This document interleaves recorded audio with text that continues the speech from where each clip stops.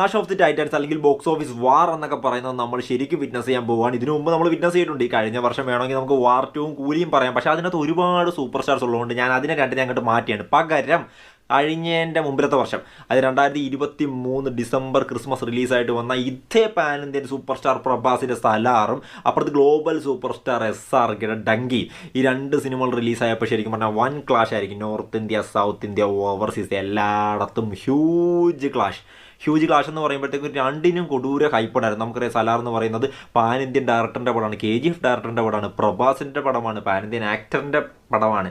പിന്നെ നമ്മുടെ Ravi ബസൂറിൻ്റെ music, equal വരാൻ പോകുന്നു, പൃഥ്വിരാജ്, അങ്ങനെ ഒരുപാട് ഹൈപ്പ് ഫാക്ടേഴ്സ് ഉണ്ട്. അപ്പോൾ ഇത്രയും ഹൈപ്പ് വരുന്ന സിനിമയ്ക്ക് എബോ ആവറേജ് റെസ്പോൺസാണ് കിട്ടിയത്.